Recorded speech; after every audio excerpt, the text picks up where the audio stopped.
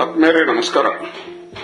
ಈಗ ಎಲ್ಲ ಕಡೆ ಒಂದು ಪರೀಕ್ಷೆಯ ವಾತಾವರಣ, ವಿಶೇಷವಾಗಿ SSLC ಮತ್ತು PUC ದ್ವಿತೀಯ ವರ್ಷದ ವಿದ್ಯಾರ್ಥಿಗಳಿಗೆ ಈ ಸಲದ ಪರೀಕ್ಷೆಯನ್ನು ಎದುರಿಸೋದು ಹೇಗೆ ಎನ್ನುವಂತ ಚಿಂತೆ ಕಾಡ್ತಾ ಇದ್ರೆ ಅದಕ್ಕೆ ಆಶ್ಚರ್ಯ ಪಡಬೇಕಾಗಿಲ್ಲ. ರಾಜ್ಯ ಸರ್ಕಾರ ಫಲಿತಾಂಶವನ್ನು ಹೆಚ್ಚಳ ಮಾಡಲಿಕ್ಕೆ SSLCಯಲ್ಲಿ ಮಾರ್ಕ್ಸ್ಗಳನ್ನು ಈಗಾಗಲೇ ಕಡಿತಗೊಳಿಸಿದೆ. ಈಗ ಏನ್ ಮಾಡಿದಾರೆ ಅಂದ್ರೆ, ಮೊದಲ 35 ಮಾರ್ಕ್ಸ್ ಅನ್ನು ತಗೊಂಡ್ರೆ ಪಾಸ್ ಆಗ್ಬೇಕಾಗ್ತಿತ್ತು, ಈಗ 33 ಮಾರ್ಕ್ಸ್ ತಗೊಂಡ್ರೆ ಪಾಸ್ ಆಗ್ತಾರೆ. ಆ 33ರಲ್ಲೇ 20 ಅಂಕಗಳು ಇಂಟರ್ನಲ್ ಅಂಕಗಳು ಮತ್ತು 13 ಅಂಕಗಳು ಥಿಯರಿಗಾಗಿ ಸಿಗ್ತವೆ. ಸೊ ಹೀಗಾಗಿ 33 ಅಂಕಗಳನ್ನು ತಗೊಳ್ಳುವಂತಹ ವಿದ್ಯಾರ್ಥಿಗಳು ಪಾಸ್ ಆಗುವುದು ಸಹಜ. ಆದರೆ ಕೆಲವು ವಿದ್ಯಾರ್ಥಿಗಳಿಗೆ ನಾವು ಡಿಸ್ಟಿಂಕ್ಷನ್ ಬರಬೇಕು, ಸ್ಟೇಟ್ ಲೆವೆಲ್ ಬರಬೇಕು ಅನ್ನುವಂಥದ್ದು ಕೂಡ ಇರ್ತದೆ. ಆ ನಿಟ್ಟಿನಲ್ಲಿ ಅವರು ಕೂಡ ತಮ್ಮ ಅಭ್ಯಾಸನ ತಯಾರಿ ಮಾಡ್ಕೊಳ್ತಾ ಇರ್ತಾರೆ. ಅದರಂತೆ PUCಯಲ್ಲಿಯೂ ಕೂಡ ಈಗ 35 ಅಂಕ ಇದ್ದದನ್ನ 33 ಅಂಕಗಳನ್ನ ಮಾಡಿದ್ದಾರೆ. ಆದರೆ ಇಲ್ಲಿ ವ್ಯತ್ಯಾಸ ಏನಿದೆ ಅಂತಂದ್ರೆ, SSLC ಮತ್ತು PUCಯಲ್ಲೇ ಥಿಯರಿಗೆ ಏನು ಒಂದು 21 ಮತ್ತು 24 ಮಾರ್ಕ್ಸ್ ಇತ್ತು, ಅದು ಆಸ್ ಇಟ್ ಈಸ್ ಕಂಟಿನ್ಯೂ ಆಗ್ತಾ ಇದೆ. ಇನ್ನು ಪ್ರಾಕ್ಟಿಕಲ್ ನಲ್ಲಿ ಮಾತ್ರ ಅಂಕಗಳನ್ನ ವ್ಯತ್ಯಾಸ ಮಾಡಲಾಗಿದೆ. ಸೊ ಹೀಗಾಗಿ ಅಲ್ಲಿ ಥಿಯರಿ ಪರೀಕ್ಷೆಯಲ್ಲಿ 21 ಮತ್ತು 24 ಅಂಕಗಳನ್ನ ಪ್ರತಿಯೊಬ್ಬ ವಿದ್ಯಾರ್ಥಿ ಪಡೆಯಲೇಬೇಕು. ಅಂದ್ರೆ ಮಾತ್ರ ಆತ ಪಾಸ್ ಆಗ್ತಾನೆ, ಇಲ್ಲ ಅಂದ್ರೆ ಪಾಸ್ ಆಗೋದಲ್ಲ. ಸೊ ಈಗ ಮತ್ತೆ ಈ ಸಲದ SSLC ಮತ್ತು PUCಯಲ್ಲಿ ಲಕ್ಷಾಂತರ ವಿದ್ಯಾರ್ಥಿಗಳು ಪರೀಕ್ಷಾ ತಯಾರಿಯನ್ನ ನಡೆಸಿದ್ದಾರೆ. ಇದೇ 28ನೇ ತಾರೀಕಿನಿಂದ PUCಯ ದ್ವಿತೀಯ ವರ್ಷದ ಪರೀಕ್ಷೆ ಶುರುವಾಗ್ತದೆ. ಮುಂದಿನ ತಿಂಗಳಿಂದ SSLC ಪರೀಕ್ಷೆ ಶುರುವಾಗ್ತದೆ. ಸೊ ಹೀಗಾಗಿ ಈ ವಿದ್ಯಾರ್ಥಿ ಜೀವನದ ಅತ್ಯಂತ ಮಹತ್ವದ ಮೆಟ್ಟಿಲುಗಳು ಅಂದ್ರೆ ಈ ಎರಡೂ ಪರೀಕ್ಷೆಗಳು. ಈ ಎರಡೂ ಪರೀಕ್ಷೆಗಳಲ್ಲಿ ಯಶಸ್ಸನ್ನು ಸಾಧಿಸಿದಂತಹ ವಿದ್ಯಾರ್ಥಿ ಮುಂದೆ ತನ್ನ ಎಲ್ಲ ಕ್ಷೇತ್ರಗಳನ್ನ ಅತ್ಯಂತ ಸರಳವಾಗಿ ಆಯ್ಕೆ ಮಾಡಿಕೊಂಡು ಅದರಲ್ಲೇ ಯಶಸ್ಸನ್ನು ಸಾಧಿಸಲಿಕ್ಕೆ ಸಾಧ್ಯ ಆಗ್ತದೆ ಅನ್ನುವಂತ ಒಂದು ಪರಿಕಲ್ಪನೆ ಈಗಾಗಲೇ ಎಲ್ಲರಲ್ಲಿ ಮೂಡಿದೆ. ಈ ಪರೀಕ್ಷೆಯನ್ನ ಕೆಲವರು ಅತ್ಯಂತ ಭಯದಿಂದ ಕಾಣ್ತಾರೆ. ಪರೀಕ್ಷೆ ಎದುರಿಸೋದು ಹೇಗೆ ಅನ್ನುವಂಥ ಭಯ ಅವರಲ್ಲೇ ಕಾಡ್ತಿರ್ತದೆ. ನಾನು ವಿದ್ಯಾರ್ಥಿ ಸಮುದಾಯಕ್ಕೆ ಮನವಿ ಮಾಡೋದಿಷ್ಟೇ, ನೀವು ಪರೀಕ್ಷೆ ಅಂದ್ರೆ ಭಯ ಅಂತ ತಿಳ್ಕೊಳಿಕ್ ಹೋಗ್ಬೇಡ್ರಿ. ಅದನ್ನ ಈಗಾಗಲೇ ಎಲ್ಲರೂ ಹೇಳುವಂತೆ ಅದನ್ನ ಒಂದು ಹಬ್ಬದ ವಾತಾವರಣ ಅನ್ನೋ ರೀತಿಯಲ್ಲಿ ನೀವು ಹಬ್ಬ ಅಂತ ತಿಳ್ಕೊಂಡು ಆ ಪರೀಕ್ಷೆಯನ್ನ ಎದುರಿಸ್ರಿ. ನೀವು ಯಾವುದೇ ವಿದ್ಯಾರ್ಥಿಯೂ ಕೂಡ ನೀವು ದಡ್ರಲ್ಲ. ಆದರೆ ಒಂದು ಏನು ನಿಮ್ಮಲ್ಲೇ ಅನೇಕ ವಿದ್ಯಾರ್ಥಿಗಳ ಮನಸ್ಸಿನಲ್ಲಿ ಏನಿರುತ್ತೆ ಅಂತಂದ್ರೆ, ನಾನು ಓದಿದ್ದು ನನ್ನ ತಲೆಗೆ ಹತ್ತೋದಲ್ಲ, ಮರ್ತು ಹೋಗಿಬಿಡ್ತದೆ ಅನ್ನುವಂಥದ್ದು ಇರ್ತದೆ. ನೀವು ದೃಢ ಮನಸ್ಸು ಮಾಡಿ ಸರಿಯಾಗಿ ಓದಿ ಆ ಮನಸ್ಸಿನಲ್ಲಿ ಅದನ್ನು ನೀವು ಇಟ್ಟುಕೊಂಡ್ರಿ ಅಂತಂದ್ರೆ ನಿಮಗೆ ಯಾವುದೇ ರೀತಿಯ ಭಯ ಇರೋದಿಲ್ಲ. ಸೊ ಈ ಹಿನ್ನೆಲೆಯಲ್ಲಿ ನನಗೆ ತಿಳಿದಂತ ಕೆಲವು ಟಿಪ್ಸ್ಗಳನ್ನ ನಾನಿಲ್ಲೇ ತಮಗೆ ಕೊಡ್ಲಿಕ್ಕೆ ಇಚ್ಛೆ ಪಡ್ತೇನೆ.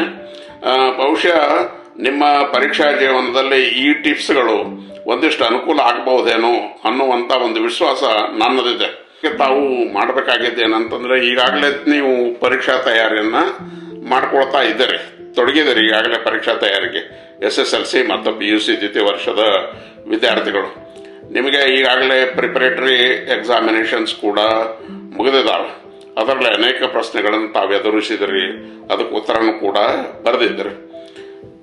ನನ್ನ ಒಂದು ಈ ಟಿಪ್ಸ್ನ ಪ್ರಥಮ ಇದು ಏನಂತಂದ್ರೆ, ಎರಡೂ ತರಗತಿ ವಿದ್ಯಾರ್ಥಿಗಳು ಅಂದ್ರೆ SSLC ಮತ್ತು PUC ದ್ವಿತೀಯ ವರ್ಷ ಓದ್ತಾ ಇರುವಂತಹ ವಿದ್ಯಾರ್ಥಿಗಳು, ನೀವು ನಿಮ್ಮಲ್ಲಿರುವ ಭಯವನ್ನ ಮೊದಲ ತೊಡೆದುಹಾಕ್ರಿ.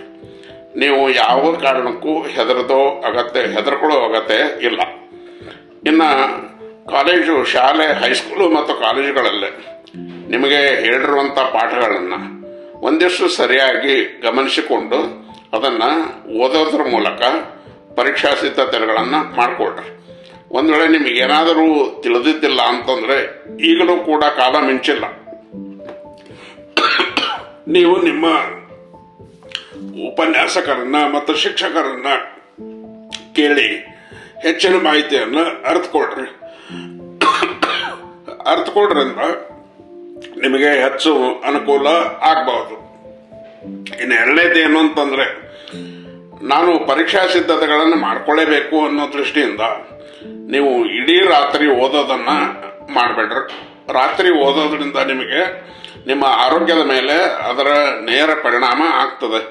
ಹೀಗಾಗಿ ಓದುವುದಕ್ಕೆ ಒಂದು ಸಮಯನ್ನ ನೀವು ನಿಗದಿಪಡಿಸಿಕೊಂಡು ಆ ಸಮಯದಲ್ಲಿ ನೀವು ಓದಿದ್ರಿ ಅಂತಂದ್ರೆ ನಿಮ್ಮ ಎಲ್ಲ ಪ್ರಶ್ನೆಗಳಿಗೂ ಕೂಡ ಸರಳವಾಗಿ ಉತ್ತರ ಬರಲಿಕ್ಕೆ ಅನುಕೂಲ ಆಗ್ತದೆ. ಪ್ರಾಯಶಃ ನನ್ನ ಒಂದು ಸಲಹೆ ಏನಂತಂದ್ರೆ, ನೀವು ಯಾವುದೇ ವಿಷಯ ಇರಲಿ ಸಾಯಂಕಾಲ 7 ಗಂಟೆಯಿಂದ ರಾತ್ರಿ 10 ಗಂಟೆವರೆಗೆ ಓದಿ, 10ರ ನಂತರ ಆರಾಮಾಗಿ ಯಾವ ವಿಚಾರಗಳನ್ನು ಮಾಡದೆ, ನಾಳೆ ಪರೀಕ್ಷೆ ಇದೆ ಹೇಗೆ ಎದುರಿಸಬೇಕು ಅನ್ನೋಂಥ ಯಾವ ವಿಚಾರಗಳನ್ನು ಮಾಡದೆ ಆರಾಮಾಗಿ ನಿದ್ದೆ ಮಾಡ್ರಿ. ನಿದ್ದೆ ಮಾಡಿ ಮರುದಿನ ಮತ್ತೆ ನೀವು 5 ಗಂಟೆಗೆ ಎದ್ದು ಮತ್ತೊಂದೆರಡು ತಾಸು ನೀವು ಓದಿದ್ರಿ ಅಂತಂದ್ರೆ ಖಂಡಿತವಾಗಲೂ ನೀವು ನಿಮ್ಮ ಪರೀಕ್ಷೆಯಲ್ಲೇ ಯಶಸ್ಸನ್ನ ಸಾಧಿಸ್ತೀರಿ. ಇನ್ನು ನೀವು ಪರೀಕ್ಷಾ ಹಾಲ್ಗಳಿಗೆ ಹೋದಾಗ ಆ ಹಾಲ್ಗಳನ್ನು ನೋಡೇ ಕೆಲವು ವಿದ್ಯಾರ್ಥಿಗಳು ಭಯ ಆಗ್ತಾರೆ. ಅಯ್ಯೋ, ಇಲ್ಲಿ ಹೇಗೆ ಮಾಡೋದು, ಇಲ್ಲಿ ಯಾವ ರೀತಿ ಬರೆಯೋದು, ಯಾವ ರೀತಿಯ ಸೂಪರ್ವೈಸರ್ಸ್ ಅದೆಲ್ಲ ಬರ್ತಾರೆ, ಕಸ್ಟೋಡಿಯನ್ಸ್ ಬರ್ತಾರೆ ಅನ್ನುವಂಥ ಭಯ. ಆ ಭಯನ ತೆಗೆದಾಕ್ಬಿಡ್ರಿ. ಎಲ್ಲರೂ ಕೂಡ ನೀವು ಉತ್ತಮವಾಗಿ ಬರೀಬೇಕು, ನೀವು ಪಾಸ್ ಆಗಬೇಕು ಅನ್ನುವಂಥ ಸೂಪರ್ವೈಸರ್ಸು ಕಸ್ಟೋಡಿಯನ್ಸೇ ಇರ್ತಾರೆ. ಅವರು ಕೂಡ ನಿಮಗೆ ಎಲ್ಲ ರೀತಿಯ ಸಹಕಾರನ, ಅಂದರೆ ಈ ಅಧಿಕೃತವಾಗಿ ನೀಡಬೇಕಾದಂಥ ಸಹಕಾರನ ತಮಗೆ ಕೊಡ್ತಾರೆ. ಅಂದ್ರೆ ನಿಮ್ಮಲ್ಲಿರುವಂಥ ಭಯ ಹೋಗಲಾಡಿಸ್ತಾರೆ ಮತ್ತು ನಿಮಗೆ ಒಂದು ಹುರಿದುಂಬಿಸುವಂಥ ಒಂದು ವಿಶ್ವಾಸ ತುಂಬುವಂಥ ಕೆಲಸನ ಅವ್ರು ಮಾಡ್ತಾರೆ.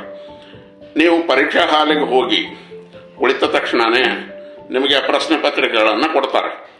ಸೊ ನೀವು ಮಾಡಬೇಕಾಗಿದ್ದು ಇಷ್ಟೇ, ಪ್ರಶ್ನೆ ಪತ್ರಿಕೆಗಳನ್ನು ಮೊದಲು ಒಂದು 10ರಿಂದ 15 ನಿಮಿಷ ಎಲ್ಲ ಪ್ರಶ್ನೆಗಳನ್ನು ಓದ್ಕೊಳ್ರಿ, ಸರಿಯಾಗಿ ಓದ್ಕೊಳ್ರಿ. ಎಲ್ಲ ಪ್ರಶ್ನೆಗಳನ್ನು ಸರಿಯಾಗಿ ಓದ್ಕೊಳ್ರಿ. ಆ ಪ್ರಶ್ನೆಗಳನ್ನು ಅರ್ಥ ಮಾಡ್ಕೊಳ್ರಿ. ಓದ್ಕೊಂಡು ಆ ಪ್ರಶ್ನೆಗಳನ್ನು ಅರ್ಥ ಮಾಡ್ಕೊಳ್ರಿ. ಸೊ ಒಂದ್ಸಲ ನೀವು ಪ್ರಶ್ನೆಗಳನ್ನು ಓದಿ ಅದನ್ನು ಅರ್ಥ ಮಾಡ್ಕೊಂಡ್ರಿ ಅಂತಂದ್ರೆ ನಿಮಗೆ ಬರೆಯೋದು ಅತ್ಯಂತ ಸುಲಭ ಆಗ್ತದೆ. ಇನ್ನು ಪ್ರಶ್ನೆಗಳೆಲ್ಲವನ್ನು ಓದಿ ನೀವು ಅರ್ಥ ಮಾಡ್ಕೊಂಡ ನಂತರ ಮೊದಲು ನೀವು ಯಾವ ಪ್ರಶ್ನೆಗೆ ಉತ್ತರ ಬರಿಬೇಕು ಅನ್ನೋದನ್ನ ನಿರ್ಧಾರ ಮಾಡ್ಕೊಡ್ರಿ. ಅಂದ್ರೆ ಈಗಾಗಲೇ ನೀವು ಅಭ್ಯಾಸ ಮಾಡಿದಂಥ ಪ್ರಶ್ನೆಗಳು ಬಂದಿದ್ದು ಅಂತಂದ್ರೆ ಅವುಗಳಿಗೆ ಮೊದಲು ನೀವು ಉತ್ತರನ್ನ ಬರೀರಿ. ಬಟ್ ಬರೆಯುವಾಗ ಅನೇಕ ವಿದ್ಯಾರ್ಥಿಗಳು ಯಾವ ಪ್ರಶ್ನೆಗೆ ಉತ್ತರನ ಬರೆದಿದ್ದೀನಿ ಅಂತ ಪ್ರಶ್ನೆ ನಂಬರನ್ನ ಕೊಡೋದನ್ನ ಮರೀತಾರೆ. ಹೀಗಾಗಿ ಅವರು ಅನುತ್ತೀರ್ಣರಾಗುವಂಥ ಚಾನ್ಸಸ್ ಕೂಡ ಜಾಸ್ತಿ ಇರ್ತದೆ. ಸೊ ನೀವು ಪ್ರಶ್ನೆ ಪತ್ರಿಕೆಗಳ ಯಾವ ಪ್ರಶ್ನೆಗೆ ನೀವು ಉತ್ತರನ್ನ ಬರೆದಿದ್ದೀರಿ ಅನ್ನೋದನ್ನ ಆ ಪ್ರಶ್ನೆಯನ್ನ ನಮೂದು ಮಾಡ್ರಿ. ನಮೂದು ಮಾಡಿದಾಗ ಪೇಪರ್ ಚೆಕಿಂಗ್ ಮಾಡುವಾಗ ಚೆಕ್ ಮಾಡೋರು ಏನಿರ್ತಾರೆ ಅವರಿಗೆ ಈ ಪ್ರಶ್ನೆಗೆ ಈ ಉತ್ತರ ಅನ್ನೋದು ಗೊತ್ತಾಗಿ ನಿಮಗೆ ಅಂಕಗಳನ್ನು ಸರಿಯಾಗಿ ಬರೆದಿದ್ರಿ ಅಂದ್ರೆ ನಿಮಗೆ ಅಂಕಗಳನ್ನು ಕಡಾಖಂಡಿತವಾಗಲೂ ಕೂಡ ಕೊಡ್ತಾರೆ.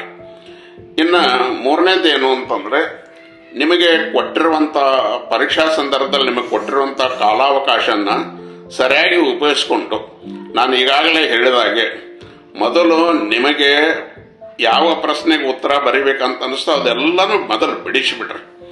ಅನಂತರ ಈ ಪ್ರಶ್ನೆ ನನಗೆ ಕಠಿಣ ಅದೇ ಅನ್ನುವಂಥದ್ದು ಏನಾದರೂ ಅನಿಸ್ತೀವಿ ಅಂದ್ರೆ ಅದನ್ನು ನೀವು ಕೂಡ ಬರೆಯುವಂತ ಪ್ರಯತ್ನ ಮಾಡ್ರಿ. ಆವಾಗ ನೀವು ಸುಲಭವಾಗಿ ಅದಕ್ಕೂ ಕೂಡ ಒಂದಿಷ್ಟು ಅಂಕಗಳನ್ನು ಪಡೀಲಿಕ್ಕೆ ಸಾಧ್ಯ ಆಗ್ತದೆ. ನೀವು ಒಂದ್ ವೇಳೆ ಅದು ಕಠಿಣದ ಅಂತ ಹೇಳಿ ಅದನ್ನು ಆ ಪ್ರಶ್ನೆಗೆ ಉತ್ತರ ಬರೆಯೋದನ್ನೇ ಬಿಟ್ಟು ಬಿಟ್ರಿ ಅಂತಂದ್ರೆ ನಿಮಗೆ ಅದರಲ್ಲಿ ಅಟ್ಲೀಸ್ಟ್ ಒಂದು 50% ಬರುವಂತ ಅಂಕಗಳು ಕೂಡ ಹೋಗಿಬಿಡ್ತಾವೆ. ಸೊ ಹೀಗಾಗಿ ನೀವು ಅದರಲ್ಲಿ ಬರುವಂತ ಪ್ರಶ್ನೆಗಳಿಗೆ ಸರಿಯಾಗಿ ಉತ್ತರನ ಬರೆಯೋದರ ಮೂಲಕ ಹೆಚ್ಚು ಅಂಕಗಳನ್ನು ನೀವು ತಗೊಳ್ಳಿಕ್ಕೆ ಸಾಧ್ಯ ಆಗ್ತದೆ. ಇನ್ನು ಯಾವಾಗ ಈ ರಾಜ್ಯ ಸರ್ಕಾರ ಹೊಸ ಅಂಕಗಳ ವ್ಯವಸ್ಥೆ ಅಂತಂದಿದೆ, ನೀವು ಯಾರೂ ಕೂಡ ಹೊಸ ಅಂಕಗಳ ಇಷ್ಟು ತಗೊಂಡ್ರೆ ಸಾಕು ಅನ್ನುವಂಥ ಮನೋಭಾವನೆಯನ್ನು ತೆಗೆದುಹಾಕ್ರಿ. ನಾನು ಇಷ್ಟು ಹೆಚ್ಚು ಅಂಕಗಳನ್ನು ತೆಗೆದುಕೊಳ್ಳಲೇಬೇಕು ಅನ್ನುವಂಥ ನಿರ್ಧಾರನ ಮಾಡ್ರಿ. ಒಂದು ಸಮಾಜದಲ್ಲಿ ನಮ್ಮ ಜವಾಬ್ದಾರಿ ಏನಿರ್ತದೆ ಅಂತಂದ್ರೆ ನಾವು ಒಬ್ಬ ಉತ್ತಮ ವಿದ್ಯಾರ್ಥಿಯಾಗಿ ಹೊರಬರಬೇಕು ಅನ್ನುವಂಥದ್ದು ಒಂದು ಇದ್ದೇ ಇರ್ತದೆ. ಈಗ ಕೆಲವು ಸಂದರ್ಭಗಳಲ್ಲಿ ಏನ್ ಬರ್ತಂದ್ರೆ ಎಲ್ಲದಕ್ಕೂ ಅಂಕನೇ ಮಾರ್ಗದರ್ಶನ ಆಗೋದಿಲ್ಲ ಅನ್ನುವಂಥ ಮಾತು ಬರ್ತದೆ. ಬಟ್ SSLC ಮತ್ತು PUC ಅಲ್ಲಿ ಈ ಅಂಕಗಳ ಮಹತ್ವ ಕೂಡ ಅಷ್ಟೇ ಇರೋದರಿಂದ ನೀವು ಅದರ ಕಡೆನೂ ಕೂಡ ಗಮನ ಕೊಡಬೇಕಾಗ್ತದೆ. ಇನ್ನು ಎಲ್ಲ ಪ್ರಶ್ನೆಗಳನ್ನ ಓದಿ ಅದಕ್ಕೆ ಉತ್ತರ ಅದೆಲ್ಲ ಬರದ ತಕ್ಷಣನೇ ಎಷ್ಟು ಪ್ರಶ್ನೆಗಳನ್ನು ನೀವು ಸರಿಯಾಗಿ ಬರೆದಿದ್ದೀರಿ, ಯಾವ ಪ್ರಶ್ನೆಗಳಿಗೆ ಎಷ್ಟು ಅಂಕ ಬರ್ಬೋದು ಅನ್ನೋದನ್ನ ನಿಮ್ಮ ಮನೆಗೆ ಬಂದ ನಂತರ ಆ ಪುಸ್ತಕದಲ್ಲಿರುವ ಆ ಪ್ರಶ್ನೆಯ ಉತ್ತರಗಳನ್ನು ಒಂದ್ಸಲ ನೋಡ್ಕೊಳ್ರಿ. ಅಂದರೆ ನಿಮಗೆ ಇಷ್ಟಕ್ಕೆ ನನಗೆ ಈ ಪ್ರಶ್ನೆಗೆ ಅಂಕ ಬರಬಹುದು ಅನ್ನುವಂಥ ಒಂದು ಭರವಸೆ ನಿಮ್ಮಲ್ಲೇ ಬರ್ತದೆ. ಇನ್ನು ಅಕ್ಷರಗಳು, ನೀವು ಬರೆಯುವಾಗ ಅಕ್ಷರಗಳು ಬಹಳ ನೀಟಾಗಿರಲಿ. ಕೇವಲ ಓದೋದರಿಂದ ಓದಿ ನಾವು ಸಿದ್ಧತೆ ಮಾಡಿಕೊಂಡು ಪರೀಕ್ಷಾ ಹಾಲಿಗೆ ಹೋಗಿ ಬರಿತೀವಿ ಅಂದರೆ ಆಗೋದಲ್ಲ. ಸೊ ಪರೀಕ್ಷಾ ಹಾಲಿಗೆ ಹೋಗೋಕ್ಕಿಂತ ಮುಂಚೆ ನೀವು ಓದೋದರ ಜೊತೆಗೆ ಬರೆಯೋದನ್ನು ಕೂಡ ರೂಢಿ ಮಾಡಿಕೊಡ್ರಿ. ಇಲ್ಲಿ ಬರೆಯೋದಂದ್ರೆ ಎರಡು ರೀತಿ ಬರೆಯೋದು. ಒಂದು, ಇನ್ ಟೈಮ್ನಲ್ಲೇ ಪರೀಕ್ಷಾದಕ್ಕೆ ನಾವು ಏನು ಸಮಯ ಕೊಟ್ಟಿರ್ತಾರೆ ಸಮಯದೊಳಗೆ ನಮ್ಮ ಎಲ್ಲ ಉತ್ತರಗಳನ್ನು ಬರಿಬೇಕನ್ನೋದು ಒಂದು. ಎರಡನೇದ್ದು, ಅಕ್ಷರಗಳು ಸುಂದರವಾಗಿರಬೇಕು. ಅಂದರೆ ಯಾರೇ ಓದಿದ್ರು ಕೂಡ ಅತ್ಯಂತ ಸರಳವಾಗಿ ಇದು ಒಳ್ಳೆಯ ಬರವಣಿಗೆ ಇದೆ, ಇವರು ಚೆನ್ನಾಗಿ ಬರೆದಿದ್ದಾರೆ ಅನ್ನುವಂಥ ಭಾವನೆ ಮೂಡಬೇಕು. ಸೊ ಹೀಗಾಗಿ ನೀವು ಅಕ್ಷರಗಳನ್ನು ಕೂಡ ಅಷ್ಟೇ ಅಚ್ಚುಕಟ್ಟಾಗಿ ಬರೆಯೋ ರೀತಿಯಲ್ಲಿ ಮೊದಲೇ ಬರೆಯೋದನ್ನು ಕೂಡ ರೂಢಿ ಮಾಡಿಕೊಡ್ರಿ. ಹಿಂದಿನ ಕಾಲದಲ್ಲಿ ಏನಿತ್ತು ಅಂತಂದ್ರೆ, ಹಿಂದೆ ಅಂದ್ರೆ ಒಂದು 25-30 ವರ್ಷದ ಹಿಂದೆ ಈ ಪರೀಕ್ಷೆಗಳು SSLC ಮತ್ತು PUC ಪರೀಕ್ಷೆಗಳಾದಾಗ ಒಂದರ ಮರುದಿವಸ ಇನ್ನೊಂದು ಉತ್ತರ ಬರೀಬೇಕು ಅಂದ್ರೆ ಒಂದು ವಿಷಯದ ಮರುದಿವಸ ಮತ್ತೊಂದು ವಿಷಯಕ್ಕೆ ಪರೀಕ್ಷೆ ಇರುತ್ತಿತ್ತು. ಈಗ ನಿಮ್ಮೆಲ್ಲರೂ ಸುದೈವ ಆ ರೀತಿ ಇಲ್ಲ. ನಿಮಗೆ ಒಂದು ದಿವಸ ಅಥವಾ 2 ದಿವಸ ಗ್ಯಾಪ್ ಸಿಗ್ತದೆ. ಸೊ ಆ ಗ್ಯಾಪಿನ ಅವಧಿಯಲ್ಲೇ ನಾಳಿನ ಸಬ್ಜೆಕ್ಟ್, ಉದಾಹರಣೆಗೆ ಇವತ್ತು ಕನ್ನಡ ಆಯಿತು, 2 ದಿವಸ ಬಿಟ್ಟು ಇಂಗ್ಲಿಷ್ ಇರ್ತದೆ. ನೀವು ಆ 2 ದಿವಸದಲ್ಲೇ ಇಂಗ್ಲಿಷನ್ನು ಓದ್ಕೊಳ್ರಿ. ಅಂದ್ರೆ ಇಂಗ್ಲಿಷನ್ನು ಓದೋದ್ರಿಂದ ಆ 2 ದಿವಸದಲ್ಲೇ ನೀವು ಇಂಗ್ಲಿಷನ್ನು ಹೆಚ್ಚು ಓದಿ, ಮೊದಲೇ ನಿಮಗೇನಾದರೂ ಅದವರು ಓದಿದ್ದು ಒಂದಿಷ್ಟು ನೆನಪಿತ್ತು ಅಂತಂದ್ರೆ ಮತ್ತೆ 2 ದಿವಸ ಅದನ್ನ ಆ ವಿಷಯನ ನೀವು ಓದಿದ್ರಿ ಅಂತಂದ್ರೆ ಅದು ನಿಮಗೆ ಪರೀಕ್ಷಾ ಸಮಯದಲ್ಲೇ ಹೆಚ್ಚು ಅನುಕೂಲ ಆಗ್ತದೆ. ಅದಾದ ಮತ್ತೆ 2 ದಿವಸ ನಂತರ ನಿಮಗೆ ಸೈನ್ಸ್ ಇರ್ತದೆ, ನಂತರ ಮ್ಯಾಥಮೆಟಿಕ್ಸ್ ಇರ್ತದೆ, ಸೋಷಿಯಲ್ ಸ್ಟಡಿ ಇರ್ತದೆ. PUC ಸೆಕೆಂಡ್ ಇಯರ್ಗೆ ಬಂದಾಗ Kannada, English, physics, chemistry, biology, mathematics ಈ ರೀತಿ ಇರ್ತಾವೆ. ಅಂದ್ರೆ ಪ್ರತಿಯೊಂದು ವಿಷಯಕ್ಕೂ 2 ದಿವಸ 3 ದಿವಸ ಅಂತರ ಇರೋದ್ರಿಂದ ನಿಮಗೆ ಓದ್ಕೊಳ್ಳಿಕ್ಕೆ ಸಮಯ ಕೂಡ ಸಿಗ್ತದೆ. ಸೊ ಹೀಗಾಗಿ ನೀವು ಪರೀಕ್ಷಾ ಸಿದ್ಧತೆಗಳನ್ನು ಅತ್ಯಂತ ಅಚ್ಚುಕಟ್ಟಾಗಿ ಮಾಡಲಿಕ್ಕೆ ಅನುಕೂಲ ಆಗ್ತದೆ. ನೀವು ಈ ತರದ ಸಿದ್ಧತೆಗಳನ್ನ ಈಗಾಗಲೇ ಯಾವ ರೀತಿ ಸಿದ್ಧತೆ ಮಾಡ್ಕೋಬೇಕು, ಏನ್ ಮಾಡ್ಕೋಬೇಕು ಅನ್ನೋದನ್ನ ನಿಮ್ಮ ಕಾಲೇಜುಗಳು ಮತ್ತು ನಿಮ್ಮ ಹೈಸ್ಕೂಲ್ಗಳಲ್ಲಿ ಶಿಕ್ಷಕರು ಮತ್ತು ಉಪನ್ಯಾಸಕರು ನಿಮಗೆ ಹೇಳಿರ್ತಾರೆ. ಸೊ ಇಲ್ಲಿ ನಾನು ಹೇಳ್ತಾ ಇರೋದು ಕೂಡ ಅದು ಬಹಳ ಅಂದ್ರೆ ರಿಪೀಟ್ ಆಗ್ಬಹುದು. ಆದರೆ ಏನೋ ಒಂದು ನನಗೆ ಇದನ್ನು ಹೇಳಬೇಕು ಅಂತ ಹೇಳಿ ಅನಿಸ್ತು, ಎಲ್ಲಾ ವಿದ್ಯಾರ್ಥಿಗಳಿಗೆ ಈ ವಿಷಯನ ತಿಳಿಸಬೇಕು ಅನ್ನುವಂಥದ್ದು. ಸೊ ಹೀಗಾಗಿ ನಾನು ಮತ್ತೊಂದ್ಸಲ ತಮಗೆಲ್ಲರಿಗೂ ಕೂಡ ಈ ವಿಷಯಗಳನ್ನ ಟಿಪ್ಸ್ ರೂಪದಲ್ಲೇ ಕೊಟ್ಟಿದ್ದೀನಿ. ಸೊ ನಿಮಗೆ ಇದರದ ಅನುಕೂಲ ಆಗ್ತಿತ್ತು ಅಂತಂದ್ರೆ ನೀವು ಫಾಲೋ ಮಾಡ್ರಿ. ಮತ್ತು ಇದನ್ನು ನಾನು ಯೂಟ್ಯೂಬ್ನಲ್ಲಿ ಅಪ್ಲೋಡ್ ಮಾಡ್ತಾ ಇರೋದ್ರಿಂದ wadiraj.bb ಇದನ್ನು ಓಪನ್ ಮಾಡ್ರಿ, ನೀವು ಸಬ್ಸ್ಕ್ರೈಬ್ ಮಾಡಿಕೊಡ್ರಿ ಮತ್ತು ಶೇರ್ ಮಾಡ್ರಿ. ಮತ್ತು ಇದನ್ನು ನೋಡಿ ನಿಮ್ಮ ಕಮೆಂಟ್ಸ್ ಏನಾದರೂ ಇದ್ರೆ ಕಮೆಂಟ್ಸ್ ಅನ್ನು ತಿಳಿಸ್ರಿ. ಆ ಕಮೆಂಟಿಗೆ ಏನಾದರೂ ಉತ್ತರ ಕೊಡಬೇಕಾಗ್ತಿತ್ತು ಅಂತಂದ್ರೆ ಅದನ್ನ ಮುಂದಿನ ದಿನಗಳಲ್ಲೇ ನೋಡೋಣ ಅಂತ.